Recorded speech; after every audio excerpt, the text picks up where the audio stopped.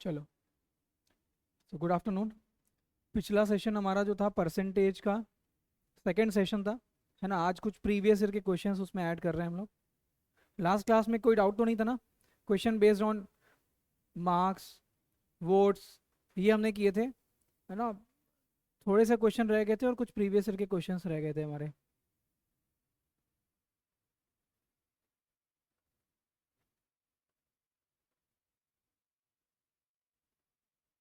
चलो यहाँ से शुरू करते हैं।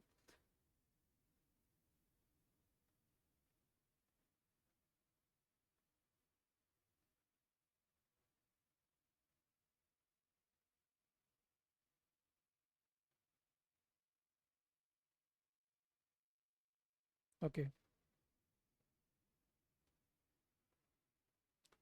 क्वेश्चन व्यू हो रहा है। हाँ जो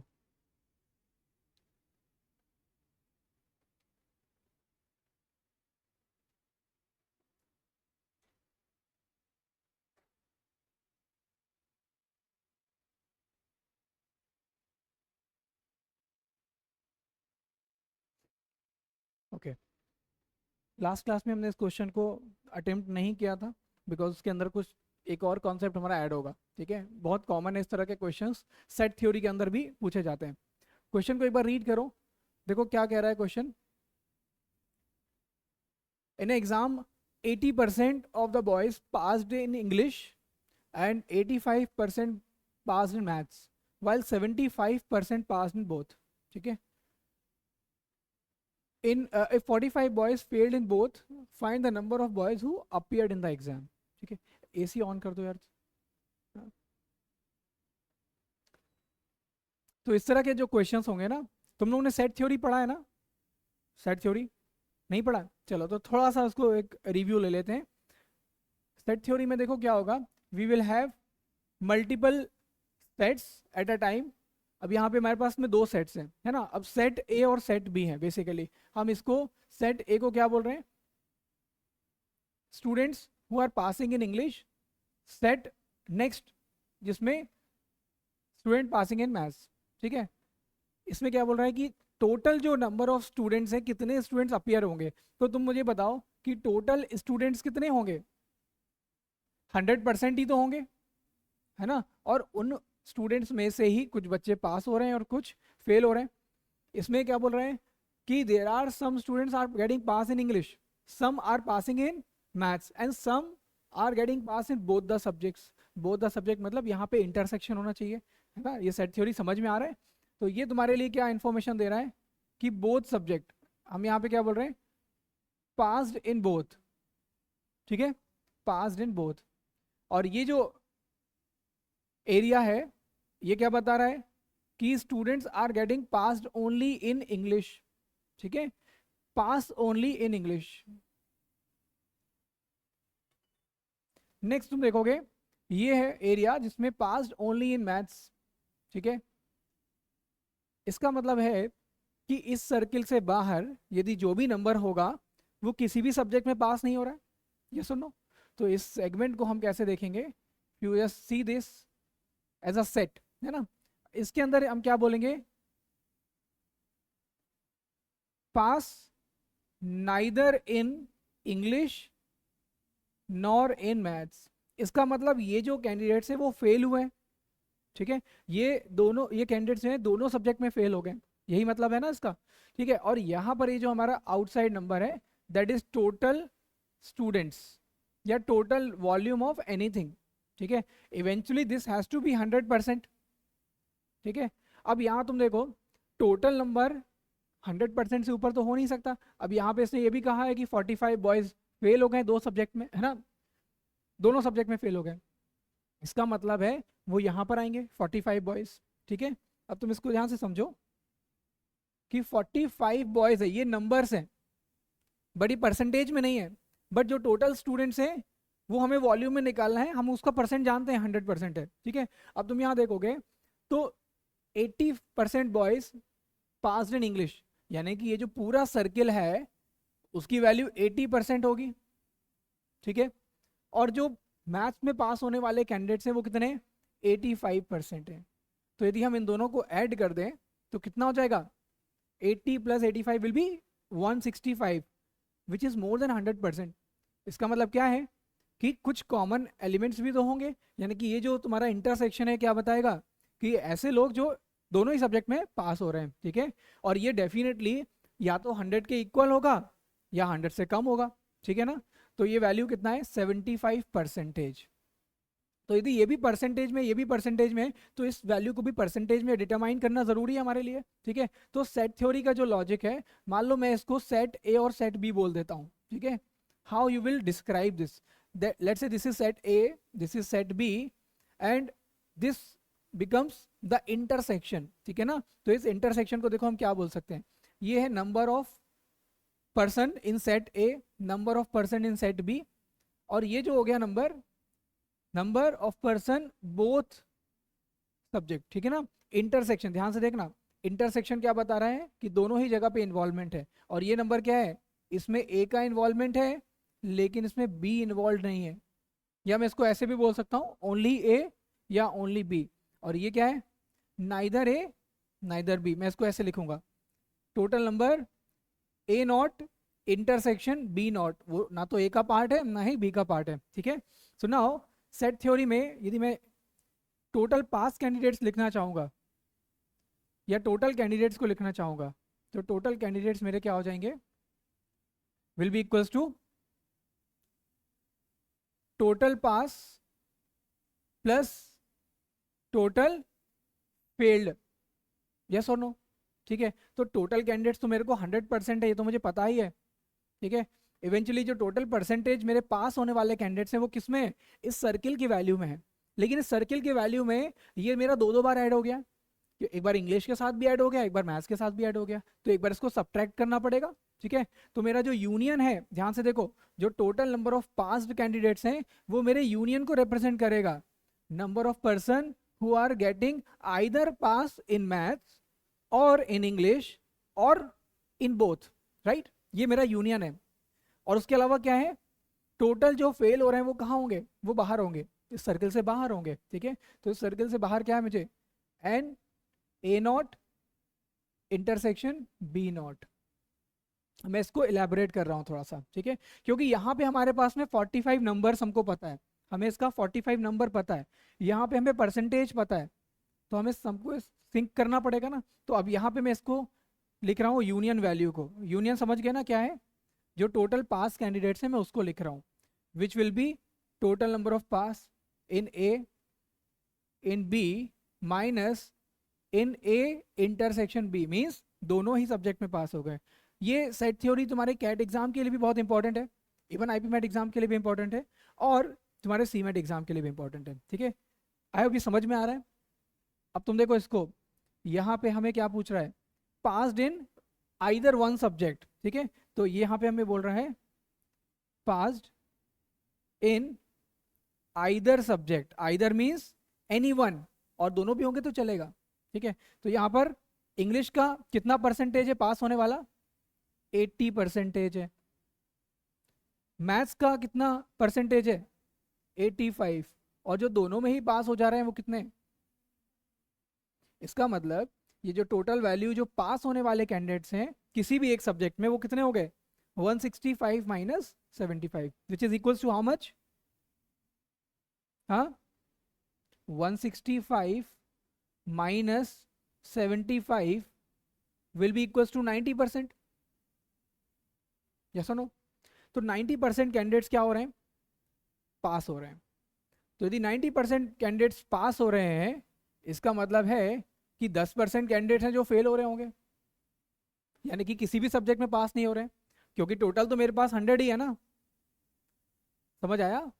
तो इसका मतलब ये हो गया कि मेरे 10% कैंडिडेट्स फेल हो रहे हैं, और मुझे नंबर्स में दिया हुआ है कि 45 बॉयज फेल हो गए, यानी कि ये जो 10% कैंडिडेट्स हैं उसकी वैल्यू 45 है, ठीक है।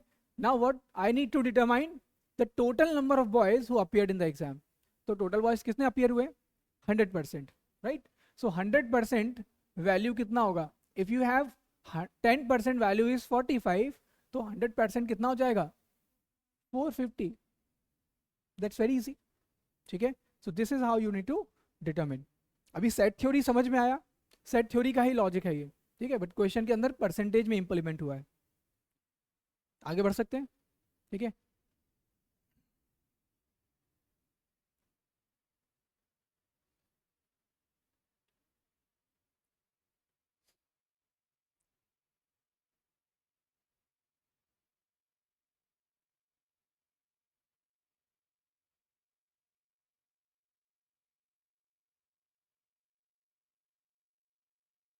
आज के सेशन के बाद में ये पीडीएफ शेयर कर दूंगा, तो don't worry, don't need to write for that, है ना, it will take lot of time, ठीक है। मैं तुमको पीडीएफ ही शेयर कर दूंगा, क्योंकि आज सेशन के बाद ये पूरे नोट्स हमारे पास में कंपाइल हो जाएंगे। इसमें कोई डाउट हो तो मुझे बताओ, नहीं ना, ठीक है। आगे बढ़े, now let's go and take one more example of such type. It says in exam 65% of the student passed in maths, 48% passed in physics, 30% passed in both. Find the percent of student failed in both the subjects. यहाँ क्या पूछा है, total percentage who failed in the exam. Like the previous question, set theory पे based है, ठीक है, set theory पे based है, तो इसको हम कैसे लिख लेंगे। हमारे पास जो पैरामीटर्स हैं, एक पैरामीटर में क्या है, मैथ्स के स्टूडेंट्स हैं, एक में फिजिक्स के स्टूडेंट्स हैं, ठीक है। तो मैथ्स में कितने परसेंट स्टूडेंट पास हुए हैं, 65%, और यहाँ पर 48%, ठीक है। ऑब्वियसली यदि हम दोनों को ऐड कर देते हैं तो ये तो 113% हो जाएगा, तो 113 can not be more than 100 ना। इसका मतलब है यहाँ पर जो इंटरसेक्शन है उसको हमें सब्ट्रैक्ट करना पड़ेगा, ठीक है। तो हमारे को ये पता है कि हमारे पास टोटल कैंडिडेट्स कितने हैं, total students are always going to be 100%, ठीक है। तो मेरा जो यूनियन की वैल्यू है कितना है, ए नॉट बी में बोल रहा हूँ उसको, A not B means candidates passing in maths, candidate passing in physics. तो कैसे लिखेंगे इसको हम, इसको लिखने की जरूरत नहीं है, मैं सिर्फ इसको एक्सप्लेन करने के लिए बता रहा हूँ, ठीक है।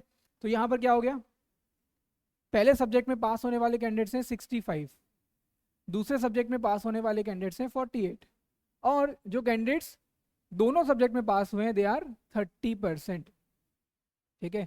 तो यहाँ पे मुझे यूनियन की वैल्यू क्या मिल रही है, 83%। 83% मतलब ये मुझे क्या बता रहा है, passed in either subject,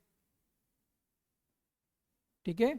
either subject, either का मतलब क्या हुआ, यूनियन मतलब या तो किसी एक में या दोनों में ही, ठीक है। नाउ अब मुझे क्या निकालना है कि कितने परसेंट स्टूडेंट्स हैं जो दोनों सब्जेक्ट में फेल हो गए। इसका आंसर बहुत सीधा सीधा है ना, 100 माइनस 83। सो इट्स, मैं इसको ऐसे लिखूंगा, total number of students who are not getting passed in any subject will be numbers a naught intersection b naught, which will definitely be 100% minus 83%, so the answer will be 17%, ठीक है। इसका मतलब क्या होगा, फेल्ड इन बोथ सब्जेक्ट, ठीक है, failed in both subject. और यदि हम इसको प्लॉट करेंगे डायग्रामेटिकली तो ये कहाँ आ जाएगा, ये आउटसाइड वैल्यू पे आ जाएगा, है ना, ये नंबर हमारा आउटसाइड वैल्यू में आ जाएगा। जानवी क्लियर हुआ, ठीक है। So that's how we can solve this. हाँ, वेन डायग्राम, ये ऑब्वियसली वेन डायग्राम ही है, इसको हम सेट थ्योरी पे पढ़ रहे हैं, है ना। इसमें हमें जो क्वेश्चंस हैं, जो कैट में एलआर के सेक्शन में वेन डायग्राम्स होते हैं, वहां पे क्या होगा, इसको स्टेटमेंट के टर्म्स में वो देगा, ठीक है। यहाँ पर क्या कर रहा है, थोड़ा न्यूमेरिक टर्म्स में दे रहा है ना, इतना फर्क होगा। चलो, let's go ahead and take one more question.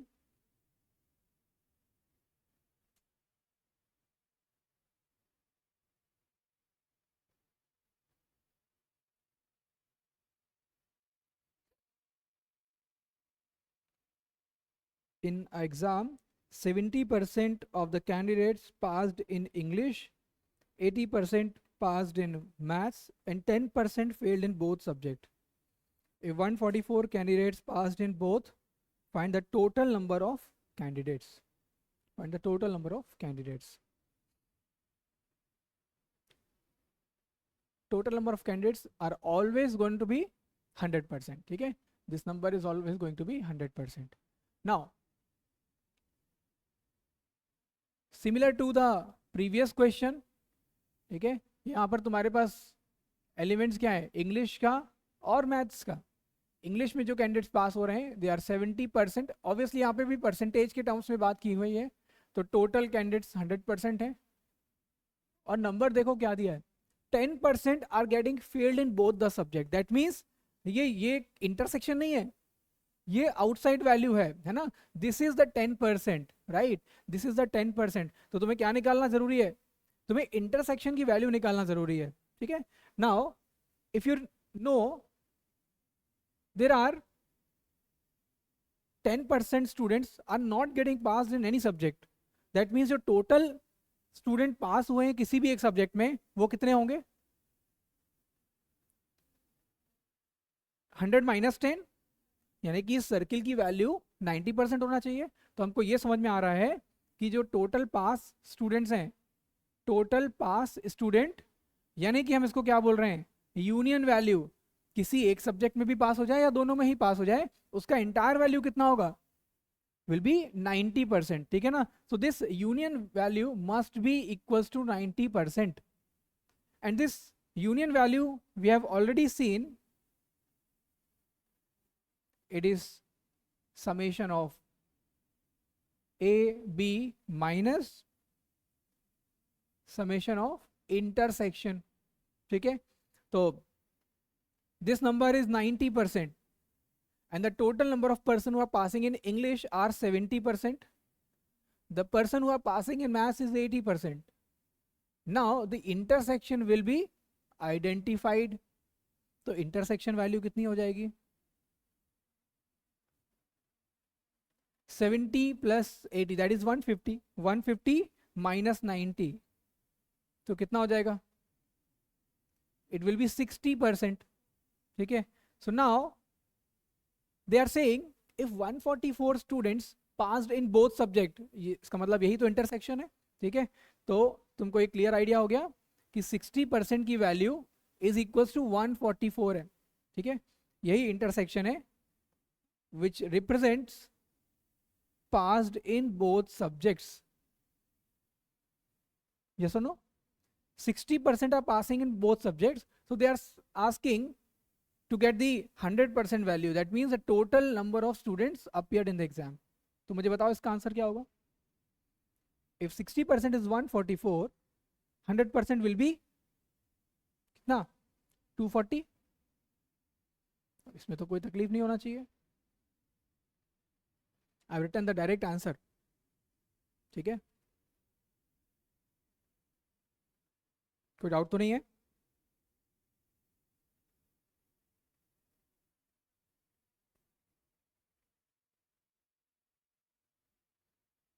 Hania,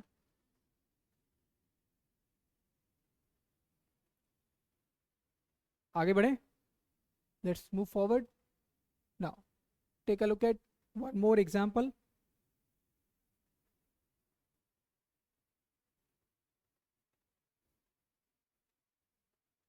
in exam there are 3 subjects of 100 marks each.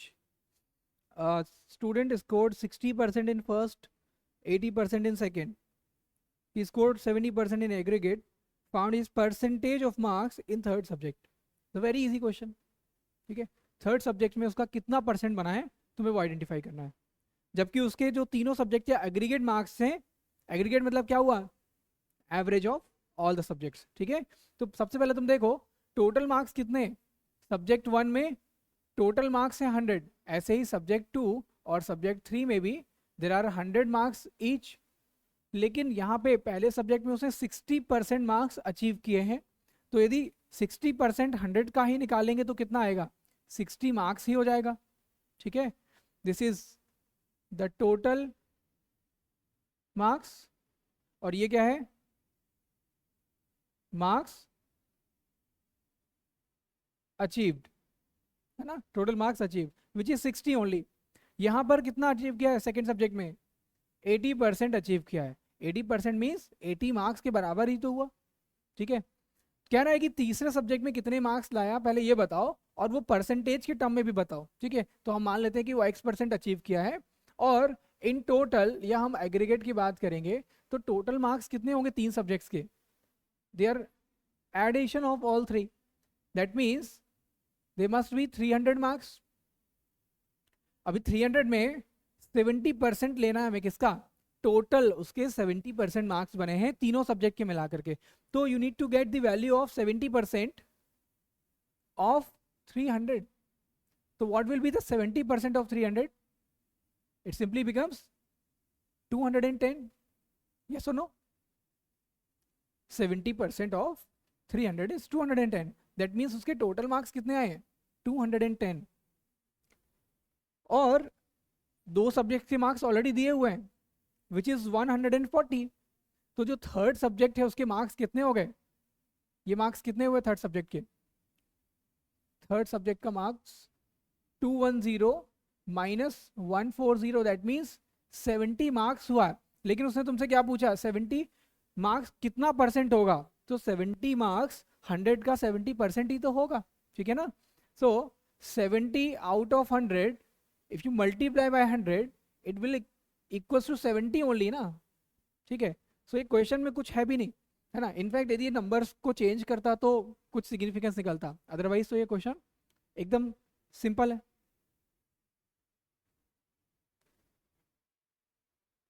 तो ये अंडरस्टैंडिंग क्लियर है? कंचन समझ में आ रहा है पक्का? कोई डाउट तो नहीं है? ये सारे क्वेश्चन जो हम डिस्कस कर रहे हैं, there are all previous year questions, है ना। Now come to the next case, है ना। There are all CAT previous year question, और ये क्वेश्चन जो आपको दिख रहा है that is from cat 2020।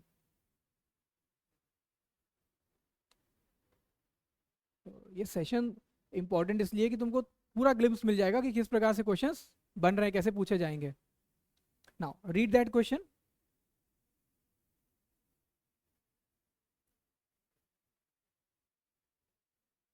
In a group, 28% of the members are young, while rest are old. They said the total number in percentage. Number हमको नहीं दिया, वॉल्यूम नहीं दिया है, बट परसेंटेज में दिया हुआ है। उसके बाद ये कह रहा है, if 65% of the members are literate and 25 of the literates are young, then find the percentage of the old people among literate nearest to. Means आपको जो टोटल परसेंटेजेस हैं, 100% आपके पास टोटल है, उसमें से वो नंबर निकालना है जो लिटरेट ओल्ड पीपल्स होंगे, लिटरेट ओल्ड पीपल्स होंगे। बात समझ में आ रही है? तो सबसे पहले इसको क्या करना पड़ेगा तुम्हें, सेग्रीगेट करना पड़ेगा या कैटेगराइज करना पड़ेगा, ठीक है। तो टोटल कैंडिडेट्स कितने हैं तुम्हारे पास, इज 100%। उस 100% में यंग जनता कितनी है, 28%, राइट। 28% जनता तुम्हारी यंग है। यदि 28% जनता यंग है तो ओल्ड कितनी हुई, right. So the old number of people will be 72, ठीक है। अब इसके बाद क्या कह रहा है, if 65% of the members are literates, that means यदि हम एक सेकेंड कैटेगरी बनाए लिटरेट्स की, तो वो तुम्हारी 65% है, okay. They are 65%, these are the people who are literates. इसका मतलब इलिटरेट्स कितने होंगे,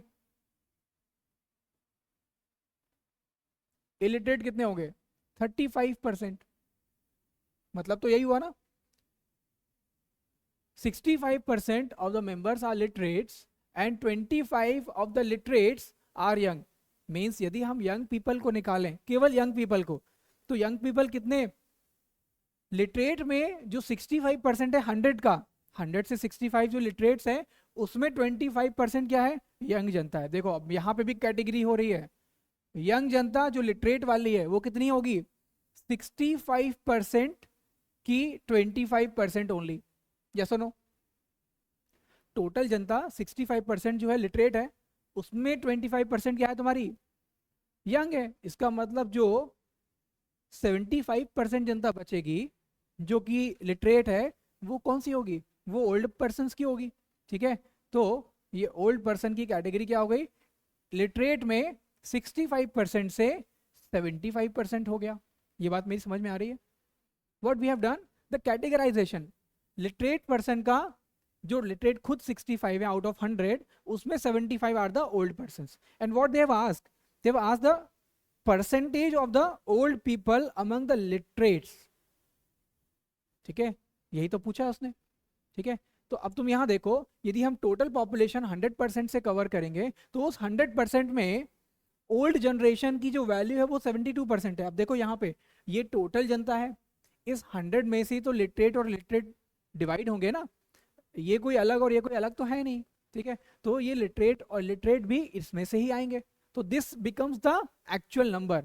ठीक है, इसमें से ही तुम्हें आइडेंटिफाई करना है। अब उसने पूछा है कि जो जनता लिटरेट भी है और ओल्ड भी है, तो वो टोटल जनता का कितना होगा। तो यहाँ पर टोटल जनता में उनका कॉन्सेंट्रेशन 72% है ना, तो यहाँ पर क्या करोगे तुम, you need to multiply this number 65 into 75 in percentage, that is multiply by 72। ये क्या हो जाएगा, this will be old stuff which are literates। यही तो उसने पूछा है, old stuff which are literate, जो कि टोटल पॉपुलेशन का है। तो बताओ कितना होगा, 65%। अब देखो इसमें हमें परसेंटेज वैल्यू लेना है, तो इसको एक को परसेंटेज में लिखे रहने दो, और यहाँ पे क्या हो जाएगा 75 out of 100 into 72 out of 100। So if you solve, you will get the value 3 by 4, here 18 by 25। So when you solve, you will get a value, reduced value to 13 5। ठीक है, 54 46।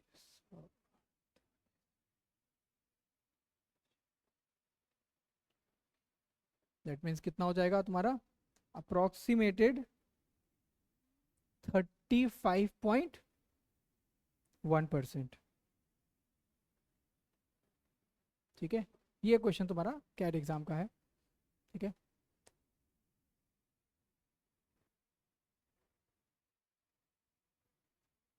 ठीक है,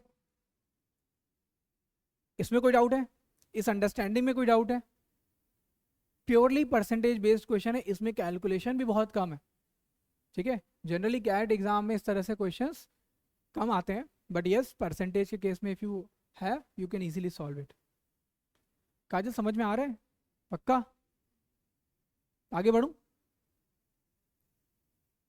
now go ahead and take up a new question.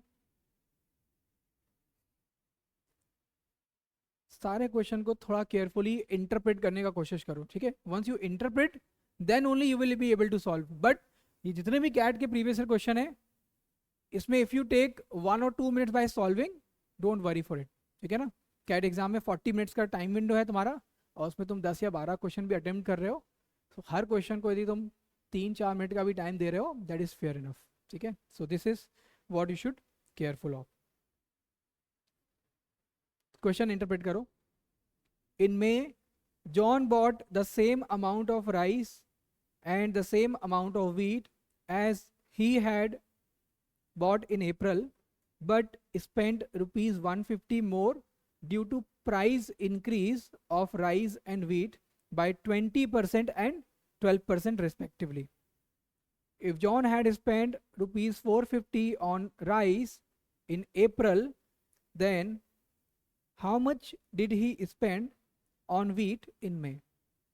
तो क्वेश्चन जिस प्रकार से है, तुमको एक तरह से केस जैसे दिखेगा ना, it's a case study like, है ना, तो केस दिया हुआ है तो इसको तुम्हें इंटरप्रेट करना पड़ेगा। ठीक है, तो कैसे बनाओगे इसको, इसने क्या पूछा है तुमसे कि मई में उसके पास में उसने वीट के ऊपर कितना खर्चा किया, ये निकालना है तुमको, है ना, जबकि उसने तुम्हें इनिशियल वैल्यूज क्या दिए हैं, अप्रैल में तुमको एक बजटिंग दे दिया कि अप्रैल में उसने वीट के ऊपर कुछ कंज्यूम किया होगा और कुछ उसने राइस के ऊपर कंज्यूम किया होगा। ठीक है, तो कैसे इसको प्रोसेस करोगे जरा देखो। इसको इक्वेट कैसे करोगे बेसिकली, है ना, मैथमेटिकल इक्वेट कैसे करोगे?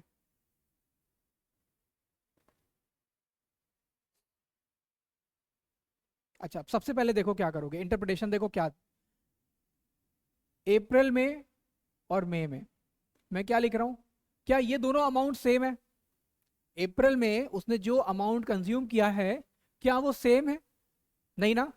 उसमें क्या फर्क है, अप्रैल से मई में जब आप जा रहे हैं तो 150 रुपए से ज्यादा खर्च किया, क्योंकि अमाउंट तो सेम लिया ना उसने। अब ये वैल्यू को इक्वेट करने के लिए तुम्हें क्या करना पड़ेगा, you have to write some term कि अप्रैल का जो कंजम्पशन है वीट का और राइस का, जो भी प्राइस है यहाँ पर अप्रैल का प्राइसिंग, उसमें यदि हम 150 रुपीज ऐड कर देते हैं तो वो किसके बराबर हो जाएगा, मई के प्राइस के बराबर हो जाएगा। अब समझ में आया? बस इस वैल्यू को टॉलरेट करना है, इस वैल्यू में 150 ऐड कर दें तो मई के कंजम्पशन के, मई के जो खर्चे के बराबर हो जाएगा। अब तुम देखो वीट का कॉस्टिंग क्या दिया हुआ है, दिया ही नहीं है, और राइस का कॉस्ट भी हमें दिया ही नहीं है। कब, अप्रैल का, मई का जरूर दिया है, ठीक है, सॉरी 450 रुपीज हमें राइस का स्पेंड दिया हुआ है अप्रैल का, ठीक है। तो वीट और राइस, अब तुम देखो वीट मान लेते हैं हम एक्स से, ठीक है, राइस तो दिया हुआ है 450, ये क्या हो गया अप्रैल का, ठीक है, अप्रैल का अमाउंट दिया हुआ है, so this you can take as X plus 450, और उसमें यदि हम 150 ऐड कर लें तो ये जो मई में हम खर्च कर रहे हैं वीट के ऊपर और राइस के ऊपर, उसके बराबर हो जाएगा, या सुनो। तो अब तुम देखो इसने क्या बोला, ये यहाँ पे राइस और वीट का जो प्राइस है वो 20% और 12% इंक्रीज हो चुका है। तो ये तुम देखोगे वीट का प्राइस 20% इंक्रीज होगा तो कितना हो जाएगा, देखो यदि हम वीट का प्राइस बोल रहे हैं कि अभी हमारे पास में एक्स रुपीज का है अप्रैल में, तो मई में वीट की प्राइसिंग कितनी हो जाएगी, वीट की प्राइस बताओ मुझे,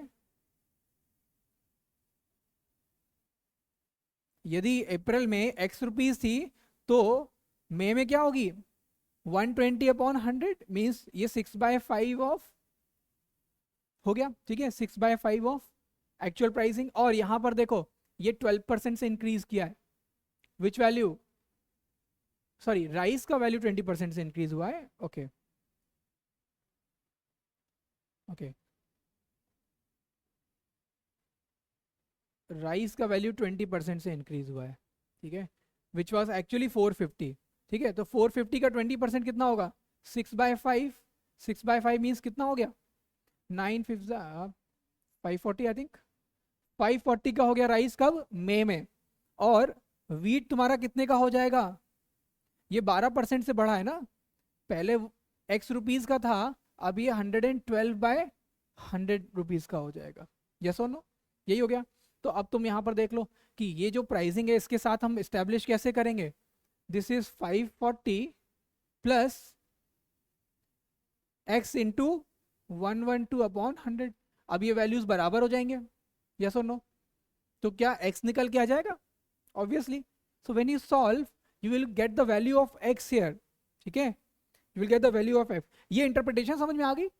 now nothing is left over, just need to solve the value, so you will get the value of x here, okay, when you solve I'm writing the actual value here, so you'll get the value of x as 500, क्यों, this is x plus 600 is equals to 540, तो क्या हो जाएगा x value is equals to 60, ठीक है, यहाँ पर हो जाएगा, और यहाँ पे सब्ट्रैक्ट करोगे तो 60 will be equals to 112/100 into x minus x, that means x का वैल्यू आ गया 500। बट तुमसे क्या पूछा उसने, how much did he spend on wheat in May, तो मे में कितना कंज्यूम किया उसने, मे में वीट पे कितना कंज्यूम किया है x इंटू 112/100 किया है, ठीक है। तो क्या ये आंसर होगा, नहीं होगा, ठीक है। तो ये आंसर क्या होगा, wheat pricing in may will be x into 112/100, तो कितना हो जाएगा देखो भाई 500, दैट इज 112 इंटू 5, यानी कितना हो जाएगा 560, the correct answer will be 560, ठीक है। That's how you can solve. The only interpretation is required is this. ठीक है, solve every question like a situation. ठीक है, don't see them as a number. यदि तुम नंबर जैसा देखोगे तो तुम स्टक कर जाओगे, है ना. उसका फ्लो को समझो कि वो क्या पूछ रहा है तुमसे.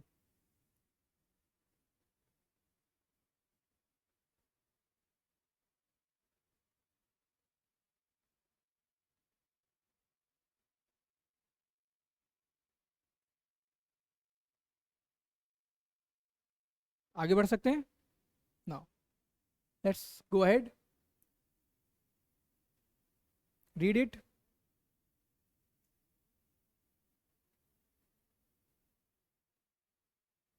A box has 450 balls, each either white or black, where being as many metallic white balls as the black metal. Okay, total हमारे पास में 450 बॉल्स हैं, और जब हम वाइट मेटालिक और नॉन मेटालिक बॉल्स देखेंगे तो मेटालिक बॉल्स वाइट और ब्लैक इक्वल है. ठीक है, यहाँ पर भी वही कैटेगरी है जैसे अभी हमने पिछले क्वेश्चन में देखा था. Now if 40% of the white balls and 50% of the black balls are metallic, then the number of non-metallic balls in the box. ठीक है, ये तुम्हारा टीटा बेस्ड क्वेश्चन है, इसमें ऑप्शन नहीं है. तो सबसे पहले क्या करोगे, लेट्स से व्हाइट बॉल्स का नंबर क्या मान लेते हो, डब्ल्यू मान लेते हो. ठीक है, हम ये मान लेते हैं कि व्हाइट बॉल्स डब्ल्यू हैं और ब्लैक बॉल्स कितने बी है लेट्स से, और इनका वैल्यू कितना है 450. ये तो तुमको समझ में आ ही रहा होगा.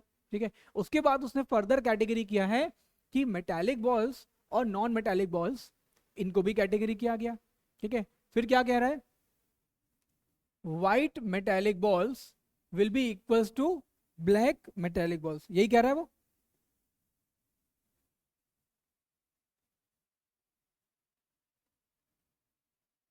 This has to be taken as equal. ठीक है, there are metallic white balls is equals to non metallic balls. now 40% of the white balls, तो 40% कितना हुआ, white balls तो हमारे पास W है तो उसका 40% ले लेना है. ठीक है, 40% of the white balls and 50% of the black balls are metallic. That means this is what you are taking, white balls which are metallic, black balls which are metallic is this number. यानी जो number तुम्हें equate करना है वो इस तरीके से represent हो रहा है. ठीक है, अब इस रिप्रेजेंटेशन में देखोगे तो क्या हो जाएगा, 2/5 W will be equals to 1/2 B. ठीक है, तो कितना हो जाएगा ये, इट विल बी, और डायरेक्टली लिख लो तो 4/5, हम इसको डायरेक्टली लिख देते हैं. ठीक है, इट्स बेटर.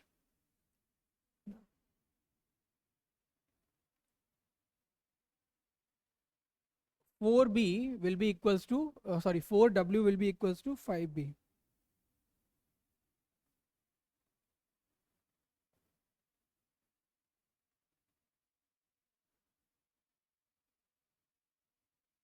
ठीक है, ये समझ आ रहा है. अब यहाँ पे यदि हम रेशो निकाल लें वाइट बॉल्स का, तो white balls can be equals to 5/4B. White balls ज्यादा होंगे ब्लैक बॉल्स से, यस और नो. ठीक है, अब इसने क्या पूछा तुमसे, find the number of non metallic balls. अब तुम ये बताओ, जितने तुम्हारे पास यहाँ व्हाइट बॉल्स आ गए हैं मेटालिक बॉल्स, तो उसका जो रिमेनिंग नंबर है वो नॉन मेटालिक बॉल्स होगा. तो यदि व्हाइट बॉल्स तुम्हारे पास टोटल W हैं और उसमें से भी 40% यदि मेटालिक है तो 60% नॉन मेटालिक होगा, तो उसका रिप्रेजेंटेशन क्या हो जाएगा, व्हाइट बॉल्स जो नॉन मेटालिक है विल बी 0.6 ऑफ W. ठीक है, ऐसे लिख सकते हो 60% या 0.6, और यहाँ पे जो नॉन मेटालिक ब्लैक बॉल्स हैं वो कितने होंगे, विल बी सिमिलरली 50% ही होंगे, यानी कि 0.5B. अब यहाँ रिप्रेजेंटेशन तुम कर सकते हो किस चीज का, वेरिएबल तुम चेंज कर दो, सारा का सारा वैल्यू जो है वो W के टर्म्स में ले लो. तो यहाँ पे तुम्हारे पास जो टोटल वैल्यू है देखो क्या होगा, W प्लस B की वैल्यू कितनी है 5/4B. तो इससे तुम्हारा क्या निकल आएगा, सॉरी 4/5B. हम इसको ऐसे ले सकते हैं, यहाँ ब्लैक बॉल्स निकाल सकते हैं. हमें निकालना क्या है, नॉन मेटालिक बॉल्स निकालना है, ठीक है। हम यदि वाइट बॉल्स को निकालते हैं यहाँ पे तो हमारा क्या हो जाएगा, लाइक दिस। इसको भी मैं ब्लैक बॉल्स लिख देता हूँ। सो ब्लैक बॉल्स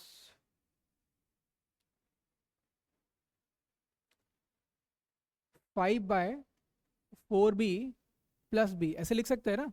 तो क्या हो जाएगा, 9b इज इक्वल्स टू 450 × 4। ठीक है, एलसीएम ले लिया हमने। एलसीएम लेने के बाद ऐड कर दिया तो 9b is equals to 9। So B की वैल्यू हो गई है, बी क्या है तुम्हारी, ब्लैक बॉल्स हैं, ब्लैक बॉल्स हैं, ठीक है। तो तुम्हारा जो वाइट बॉल्स है वो कितना होगा, 450 में 200 सब्ट्रैक्ट करोगे तो 250 तुम्हारी वाइट बॉल्स आ जाएंगी, ठीक है। बट इसने क्या पूछा है, then the number of non metallic balls. तो नॉन मेटालिक बॉल्स कितनी है तुम्हारे पास में, ये नंबर्स हैं 0.6w प्लस 0.5b, यस और नो। तो हम यहाँ पे आंसर क्या निकालेंगे, the total number of non-metallic balls is equals to 0.6w plus 0.5b। बस इन दोनों को ऐड कर देना है, ठीक है। तो कितना आंसर आ जाएगा,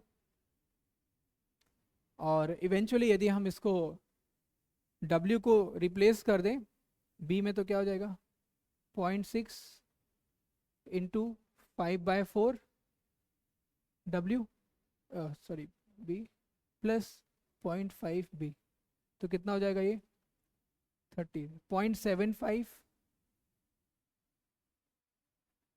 0.75 b प्लस 0.5b, यानी कुल कितना हो गया 1.25b, ठीक है। और b ब्लैक बॉल्स कितनी है 200 है। So now 1.25 into 200 will be equals to कितना 250, यस और नो। तो करेक्ट आंसर क्या पूछा तुमसे उसने, the total number of non metallic balls. तो टोटल नंबर ऑफ जो नॉन मेटालिक बॉल्स हैं वो ये है, समझ में आ रहा है, कोई डाउट तो नहीं है। If you have any doubt you can ask.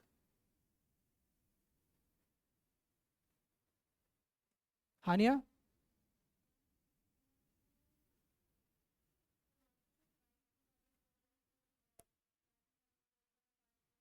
कौन सा, ये वाला। देखो क्वेश्चन ने क्या बोला है, ये समझ में आया ये लाइन, ये स्टेटमेंट क्या है, व्हाइट बॉल्स जो मेटालिक हैं विल बी इक्वल्स टू जो ब्लैक बॉल्स मेटालिक हैं, they are going to be same, they are going to be equal. Now उसमें बोला है कि 40% of the white balls and 50% of the black balls are metallic.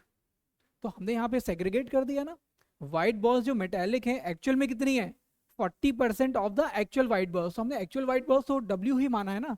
तो यदि मेरे पास 100 white balls हैं तो उसमें से 40 मेरी क्या होंगी, मेटालिक होंगी, इसका मतलब 60 क्या होंगी, नॉन मेटालिक। तो ये लिख दिया मैंने 60, है ना। रिप्रेजेंटेशन तो कुछ भी लिख सकते हो ना, दिस इज 60% और 0.6 एक ही बात है, ठीक है। इसका मतलब यदि मैं इन दोनों को इक्वल करूंगा, मैंने इन दोनों को इक्वल ही तो किया, यहाँ पे देखो this value can be equal to this value, और 100 कैंसिल हो गया, तो 440w is equal to 50b, यानी कि 4w is equal to 5b। ये समझ में आया, अभी समझ में आया कैसे मैंने इक्वेट किया, सिंपल तो रेशो ही तो है ना। अब तुम्हें ये समझ में आ गया कि जो व्हाइट बॉल्स है वो क्या होंगे 5/4 ब्लैक बॉल्स, यानी कि व्हाइट बॉल्स की वैल्यू ज़्यादा दिख रही है तुम्हें। लेकिन हम दोनों को ऐड कर देंगे तो हमारे पास टोटल तो वॉल्यूम पता ही है 450, तो हमको यहाँ पे इंडिविजुअल नंबर्स आ गए, लेकिन ये टोटल नंबर्स हैं। उसने तुमसे क्या पूछा कि जो ब्लैक बॉल्स नॉन मेटेलिक हैं वो बताओ, तो टोटल, सॉरी ब्लैक बॉल नहीं, टोटल बॉल्स जो मेटेलिक है वो बताओ। तो टोटल बॉल्स हमारे पास में ये हो गई, उसमें भी यहाँ पे वाइट बॉल्स और ब्लैक बॉल्स है तो हमने उसको इंटरचेंज कर लिया वैल्यूज और उससे आइडेंटिफाई कर लिया, ठीक है। क्लियर है, कोई डाउट तो नहीं है प्रेरणा, आगे बढ़े। Now take a look at the next one, ये सारे प्रीवियस ईयर क्वेश्चंस हैं, CAT previous year. Now what this question ask, in a tournament a team has played 40 games so far and won 30% of them. समझ में आ रहा है? 40 matches खेले हैं और 30% जीते हैं, मतलब कितने विन किए? 12। ये सुनो, इससे इंटरप्रेट हुआ ना। इसके बाद आगे बढ़ो। If they won 60% of the remaining matches, अब रिमेनिंग खेले कितने वही नहीं पता, तो उसको एक नंबर्स के टर्म में लिखना पड़ेगा, और उसका 60% वो जीत रहा है। And what they say, there overall win percentage will be 50%। तो ओवरऑल विन परसेंटेज में जो इतने अभी मैच खेले हैं 40, और वो जो आगे खेलेगा लेट्स से एक्स हो गया, वो दोनों काउंट होंगे ना, तो वो कितना विन परसेंट होगा? That will be 50%। ये समझ में आ रहा है? अब इसको मैथमेटिकल टर्म्स में लिख देना है हमें। फिर क्या पूछ रहा है वो? Suppose they win 90% of the remaining match, यदि मान लो वो 90% रिमेनिंग मैच जीत जाए, तो उनका जो टोटल परसेंटेज है या टोटल नंबर्स हैं कितने मैचेस वो जीत रहे हैं, वो निकालना है तुम्हें। बात समझ में आ रही है? यदि वो 90% रिमेनिंग मैचेस जीत जाते हैं, तो कुल कितने मैचेस वो जीत रहे होंगे। अब इसके लिए तुम्हें टोटल मैचेस तो निकालना ही पड़ेंगे, है ना। इनिशियल वैल्यू तो एक 40 तो दिया हुआ है तुम्हें, बट जो 60% जो वॉल्यूम दिया हुआ है उसके भी तो नंबर ऑफ काउंट्स निकालना पड़ेंगे, यस और नो। ठीक है, तो सबसे पहले हम क्या करेंगे यहाँ पे, केवल विनिंग नंबर ऑफ मैचेस निकाल रहे होंगे। ठीक है, तो हम देखें विन परसेंटेज कैसे काउंट होगी। यहाँ पर भी एक इक्वेशन प्लॉट होगी, विन परसेंट निकाल रहे हैं। ठीक है, तो सबसे पहले क्या हुआ है, 30% मैच जीते हैं कितने में से? 40 में से। ऐसे ही होगा ना, ये 12 हो गया। उसके बाद क्या बोल रहा है वो, 60% रिमेनिंग मैचेस जीते हैं। 60% रिमेनिंग मैच कितने खेले हैं हमें तो पता ही नहीं है, तो हम उसको एक्स मान लेते हैं। ठीक है, और जब हम इनको टोटल करेंगे तो वो किसके बराबर होगा? 50% of the number of matches they played. ठीक है, तो 50% की वैल्यू क्या हो जाएगी? 50% of the total number of matches. तो यहाँ टोटल नंबर ऑफ मैचेस कितने हो गए? 40 प्लस एक्स। होगा कि नहीं होगा? 40 प्लस एक्स, इन सबको मिलाकर के क्यूमुलेटिव देखेंगे तो वो 50% के बराबर होगा। तो ये इक्वेशन बन गई। अब इसमें तो कुछ बचा ही नहीं इस क्वेश्चन में, केवल सोल्यूशन बस तुमको निकालना है। उसने क्या बोला है कि यदि मान लो वो टोटल मैचेस से 90% जीत रहे हो, तो 90% टोटल मैचेस का कब मिलेगा? जब तुमको एक्स की वैल्यू मिल जाएगी। तो उसमें बोल रहा है कि बताओ तब वो कितने मैचेस जीत रहा होगा। So now what you need to do, simplify कर लो इसको। तो ये 30% ऑफ 40 कितना हुआ? 12 हुआ, प्लस 60% ऑफ एक्स, यानी मैं इसको 3/5 एक्स लिख देता हूँ फ्रैक्शन वैल्यू में। फिर 50% मीन्स मेरा 1/2 ऑफ 40 प्लस एक्स। ठीक है, 1/2 ऑफ 40 प्लस एक्स, तो मैं इसको ऐसे लिख दूँ, this is 12 plus 3/5 X is equal to 20 plus x/2। अब मैं इसको क्रॉस ओवर कर दूँ, 3/5 एक्स माइनस x/2 कितना मिलेगा मुझे? यानी मैं इसको ऐसे लिख सकता हूँ 0.6x माइनस 0.5x, तो मैं इसको डायरेक्ट लिख दूँ 0.2x। देखो एलसीएम करके भी लिख सकते हो, बट यहाँ पे ऐसे भी काम बन रहा है, 0.6x minus 0.5x is equal to 8। इसमें कोई डाउट तो नहीं है समझने में? तो 0.2x इज इक्वल टू 8, तो x की वैल्यू कितनी होगी? 8/0.2, मतलब कितना हो जाएगा? 80/, हाँ, x का वैल्यू कितना आ गया? हाँ 40, सॉरी ये 0.1 है ना, सॉरी 0.1 है, तो ये तो 80 हो जाएगा, सॉरी इट इज 80। है कोई डाउट इसमें? अभी सही किया है जानवी? x का वैल्यू 80 आ गया। ये x क्या है? जो हमने 40 मैच खेलने के बाद एक्स्ट्रा मैचेस खेले। ठीक है, तो अब तुम ये बताओ टोटल मैचेस कितने खेले टीम ने? टोटल मैचेस प्लेड, काजल कितने मैचेस खेले हैं टोटल टीम ने? 40 पहले खेले थे, अब 80 और खेले, तो टोटल कितने हुए? 120, है ना। 120 मैचेस खेले हैं, तो 120 का 50%, मतलब 60 मैच जीत रही है टोटल टीम। ठीक है ना, लेकिन उसने क्या पूछा, यदि मान लो उसका जो ओवरऑल परसेंटेज है, मतलब ये रिमेनिंग मैचेस का यदि वो 90% जीत जाती, तो कुल कितने मैच जीत रही होती? रिमेनिंग मैचेस का यदि मैं 90% ले लूं तो रिमेनिंग मैचेस अब मेरे पास कितने आ गए, 80। ठीक है, what I need to take, remaining matches 80 हो गए। ठीक है, अब यदि मैं 80 का 90% ले लूं तो कितना होगा, what will be the 90% of 80, will be 72। मतलब जो आखिरी दौर में टीम 80 खेल रही है उसमें से 72 जीत रही है, तो उसने टोटल कितने जीते होंगे, पहले फेज में कितने जीते उसने, 12 मैच जीते थे। दूसरे फेज में यदि 90% जीत रही है तो 72 मैच जीत रही है, तो टोटल मैच कितने हो गए। ठीक है, जो कंडीशन बेसिस पे 72 प्लस 12 यानी कि 84 है ना। यदि वो, यदि हम 90% ऑफ रिमेनिंग की बात कर रहे हैं तब, ठीक है, then overall win as per the given condition will be 84, right, 84 number of matches. अच्छा, अब यदि मान लो इसमें भी ट्वीक कर दे, वो ये बोले कि बताओ in that case what is the overall winning percentage of the team, what will be the overall winning percentage of the team. तो क्या हो जाएगा, ओवरऑल विनिंग परसेंटेज में क्या हो जाएगा, total number of win games is 84 out of 120, तो percentage कितना हो जाएगा, कितना परसेंट होगा, 5/6 है ना, तो कितना हो जाएगा ये, 70% समथिंग, है ना, यस और नो। लेकिन क्वेश्चन यहीं पे खत्म हो गया है।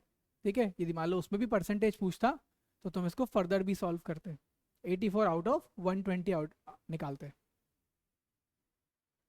समझ में आ रहा है क्वेश्चन, क्वेश्चन देखो they are not difficult question, एक लाइन में इक्वेशन फ्रेम हो रही है और ये सारे प्रीवियस ईयर कैट के क्वेश्चंस हैं, तो एक एक लाइन में स्टैब्लिश हो रहे हैं, बट तुमको सिर्फ इसका इंटरप्रिटेशन पे ख्याल रखना है। तो फिर तो कॉन्टेक्स्ट ही बदल जाता ना क्वेश्चन का, यदि मैचेस भी, अब हम जितने क्वेश्चन अभी सॉल्व कर रहे हैं हर क्वेश्चन का कॉन्टेक्स्ट अलग है यहाँ पर, है ना, मतलब इसमें एक एडिशनल चीज फ्रेम हो सकती है कि ओवरऑल विनिंग परसेंटेज निकालना होता तब क्या होता। ठीक है, provided the other things remain same, ये हम कह रहे हैं। ठीक है, तो यदि मैचेस भी परसेंटेज में होंगे तो फिर तो एक अलग कॉन्टेक्स्ट बनेगा वहां पर। ठीक है,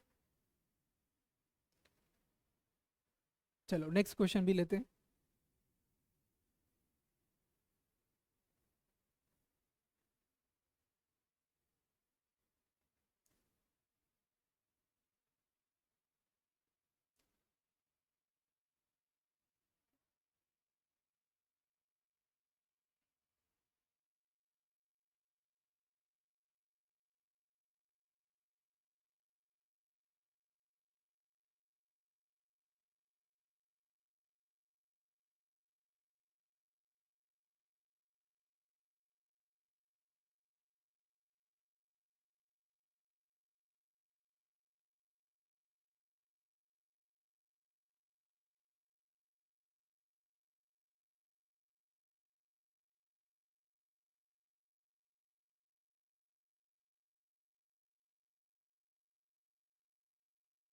अब देखो क्वेश्चन ये भी बड़ा इंटरेस्टिंग है, क्योंकि ये भी केस सिनेरियो पे बेस्ड है, समझ पा रहे हो ना।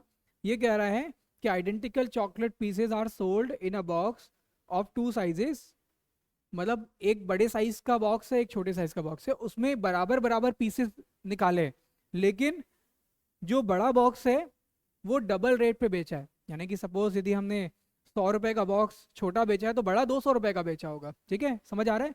उसके बाद ही बोल रहे हैं द सेलिंग प्राइस पर gram of chocolate in the large box is 12% less then in the small box. ये बात समझ में आ रही है, ये तो तुमने देखा होगा जनरली कि यदि तुम बड़ा बॉक्स लेते हो तो क्वांटिटी भले ही ज्यादा उतना ही डबल हो जाए लेकिन उसमें वैल्यू भी ज्यादा मिलती है ना। तो यही कह रहा है ना कि जो पर ग्राम वैल्यू है उसमें तुम्हें वहां पे रिडक्शन हो गई है। बात समझ में आ रही है ना, तो प्रैक्टिकल क्वेश्चन है।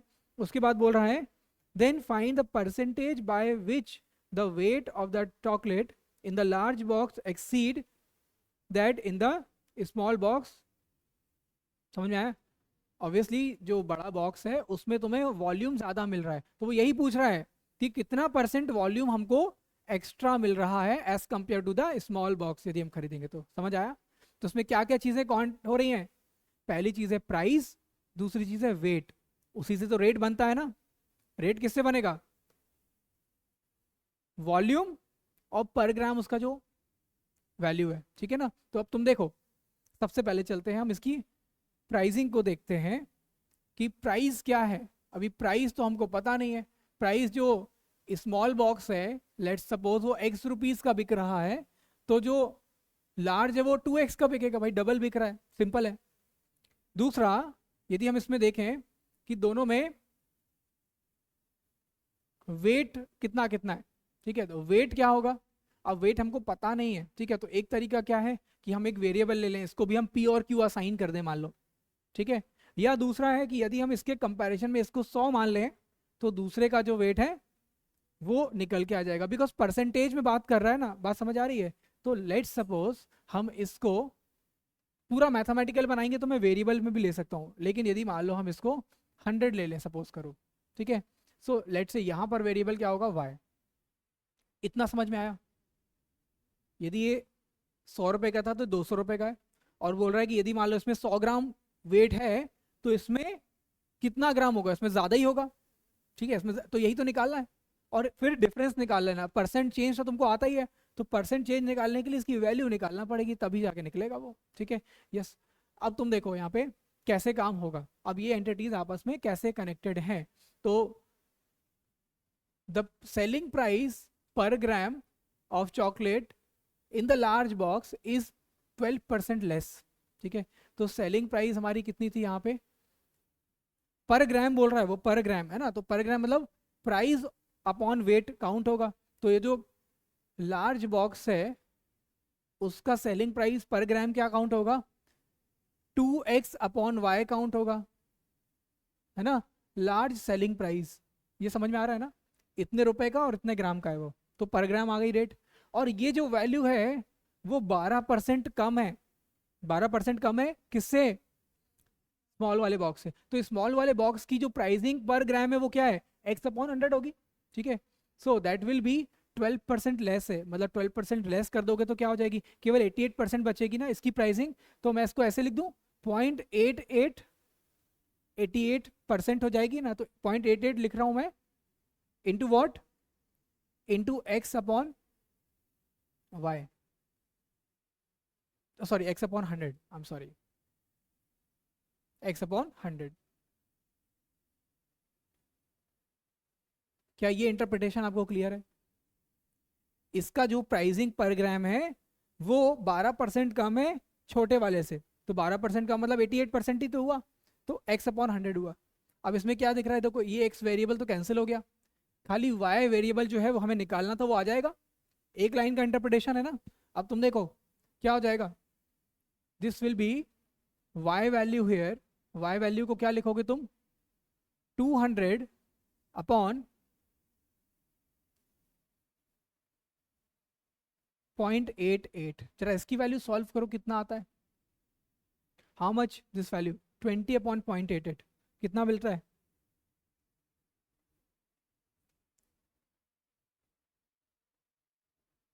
कितना होगा? और यही तुम्हारा एक्चुअल में वेट असाइन हो रहा है इस पे। What is this value? 20 upon 0.88।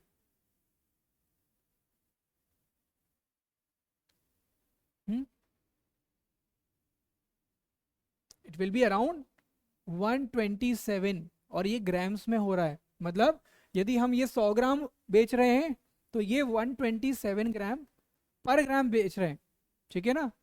समझ आ रहा है? तो ये कंपैरेटिव वेट इसका ज़्यादा हो गया। यदि ये 100 ग्राम जा रहा है तो ये 127 ग्राम जा रहा है, ठीक है। अब तुमको ये निकालना है कि यदि हमारा वेट यहाँ पे 127 है, sorry it this must be 227, I am sorry, 0.88 है ना, 200 से तो ज़्यादा ही होगा ना ऑब्वियसली, है ना। It will B 227। तो हमको क्या निकालना है कि यदि हमारा 227 है तो 227 100 से कितना परसेंटेज ज़्यादा है, यही तो पूछ रहे हैं। That means the large quantity में जो वेट है वो स्मॉल क्वांटिटी के वेट से कितना परसेंट ज़्यादा है, तो क्या निकालोगे, percent change means 227 minus 100 divide by what, base value क्या होगी, लेसर वाली, यानी कि 100 इंटू 100। क्या ये बात समझ में आ रही है?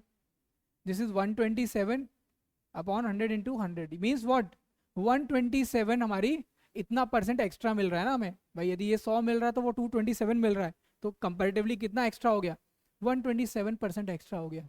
ठीक है, सो ये हमारा आंसर हो गया। समझ आ रहा है?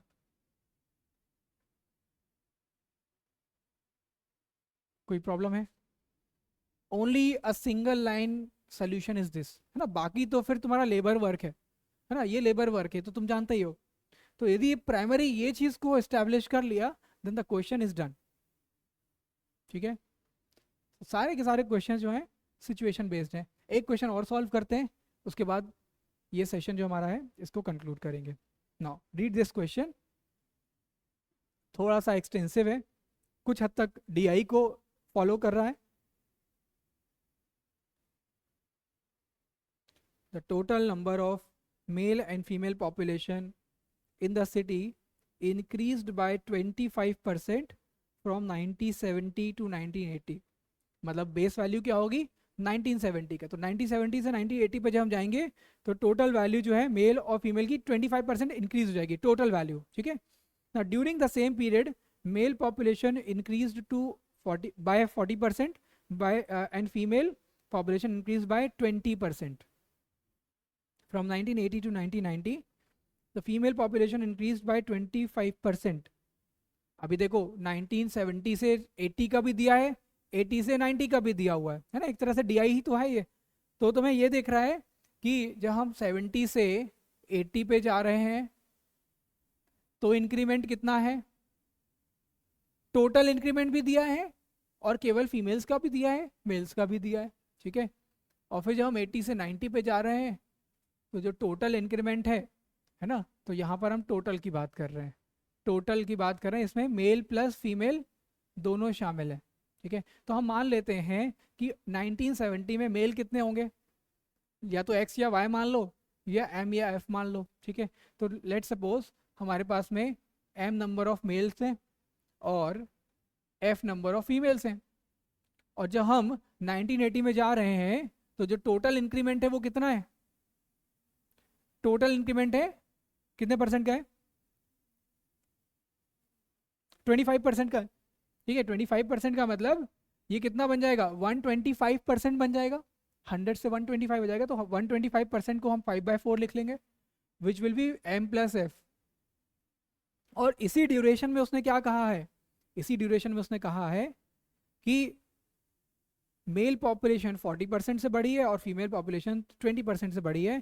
फिर 1980 से 90 तक में फीमेल की पॉपुलेशन 25% बढ़ी है, और 1990 में female population is twice than the male population.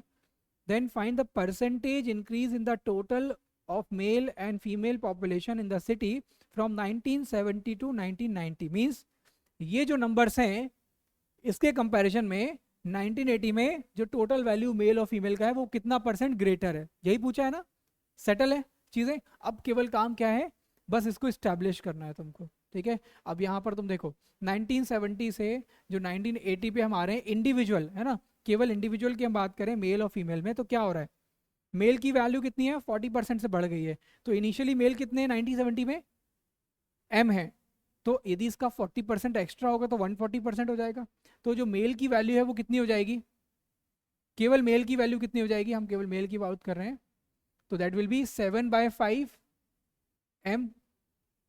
और जो फीमेल्स हैं वो कितने बढ़ गए, फीमेल्स कितने हो गए 20%, तो 20% मतलब 6/5 हो जाएगा, 6/5 ऑफ एफ। क्या ये समझ में आ रहा है? हाँ, और ये जो नंबर्स हैं इन दोनों को ऐड कर दें तो इसके बराबर होना चाहिए, क्योंकि उसने कहा है कि ओवरऑल तो 25% की ग्रोथ है ना। तो हमें ये दिख रहा है कि यदि हम इन दोनों चीज़ों को ऐड करें means 7/5 M plus 6/5 F should be equals to 5/4 M plus F. क्या ये बात समझ में आ रही है? So you need to compare m and f. So when you compare you will get the value of male in respect to the females. कितने male और कितने फीमेल है इनिशियल रेशियो में वो निकल आएगा, रेशियो ही तो निकलेगा ना. तो अब इसको सॉल्व करो जरा, कितना आ जाएगा. ठीक है, when you solve this simply becomes 7/5m minus 5/4m will be equals to 5/4f minus 6/5f. Yes और नो? तो मेल और फीमेल तुम्हारे यहाँ पे आ जाएंगे, दोनों का एलसीएम होगा 20. तो 28m minus 25m is equals to, यहाँ भी 20 है, 25f माइनस 24f. देखो ऐसे ही बनेगा. तो तुम्हारा क्या निकल के आ रहा है सोल्यूशन, 3m और ये 20 कैंसिल हो जाएगा. 3 into M will be equals to 1f. मतलब एक फीमेल 3 मेल, है ना, ऐसे हो जाएगा रेशियो. मेल और फीमेल का रेशियो कितना है, 3:1 है. 3:1 है, राइट. सो नेक्स्ट ईयर में जब तुम जा रहे हो तो क्या हो रहा है, 1990 में 1980 to 1990 पे जा रहे हो तो female population is increased by 25%. तो 1980 में तुम्हारे पास फीमेल पॉपुलेशन कितना है, 6/5 है. ठीक है, तो ये वैल्यू कितनी इंक्रीज हो रही है, 25%. ठीक है, तो हम इसको कैसे लिखेंगे, देखो 1980 में, सॉरी 1990 है यहाँ पे, 1990 में जब तुम्हारा वैल्यू है, केवल फीमेल की पॉपुलेशन की हम बात कर रहे हैं, this is increasing by 6/5f into 25% extra, मतलब 5/4 लिख देते हैं.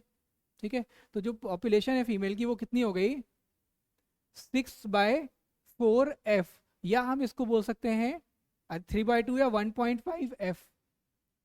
1.5f है ना, इतने हो गए. मतलब हमारे पास यहाँ पे ये नंबर था, अब यहाँ पे ये नंबर हो चुका है, इंक्रीमेंट हुआ है ना. और इसके साथ साथ क्या बोल रहा है कि इसी समय पे जो मेल पॉपुलेशंस हैं वो 1990 में जा करके आधे हो गए. मतलब यही हुआ ना, यानी कि तुम ये बोलोगे कि जो मेल पॉपुलेशन है 1990 में, एक ही मतलब है ना, a female population is twice the male population. तो यदि ये वैल्यू ट्वाइस है मेल की, तो मेल की वैल्यू कितनी हो जाएगी 1990 में, 0.75f. ठीक है, तो जो टोटल पॉपुलेशन है यहाँ पर 1990 में, टोटल पॉपुलेशन 1990 की कितनी हो गई, मेल और फीमेल की काउंट मिला करके कितनी होगी, this will be 1.5f plus 0.75f, यानी कितना हो गया 2.25f. क्या ये बात समझ में आ रही है, 2.25f. और यदि हम इसको m के टर्म्स में लिख लें तो क्या हो जाएगा, यदि हम इसको m के टर्म, क्योंकि m की वैल्यू क्या है 3 टाइम्स, मतलब f की वैल्यू 3 टाइम्स m है ना, तो हम क्या लिख सकते हैं इसको 2.25 इंटू 3m. तो ये सारा वैल्यू क्या हो जाएगा, m में रिप्लेस हो जाएगा. तो कितना हो जाएगा 2.25 इंटू 3 मीन्स 6.75 m. अब यदि हम यहाँ टोटल वैल्यू निकालें 1970 में, हमको यही तो निकालना था ना, 1970 में टोटल मेल फीमेल और 1990 में टोटल मेल फीमेल में कितना इंक्रीमेंट हुआ है.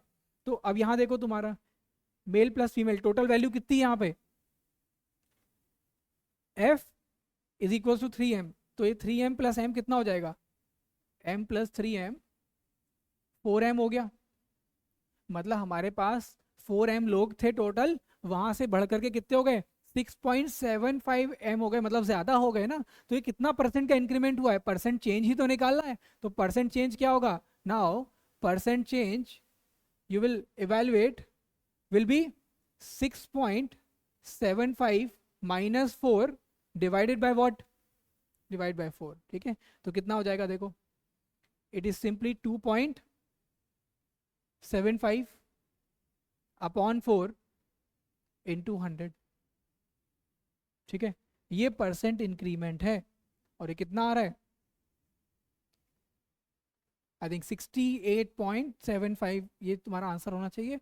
ये ऑप्शन देखो बिल्कुल क्लोज आंसर्स हैं, तो ऑप्शन जो 2 है that will match with the given. ठीक है, this is how the percent change will be there from 1970 to 1990।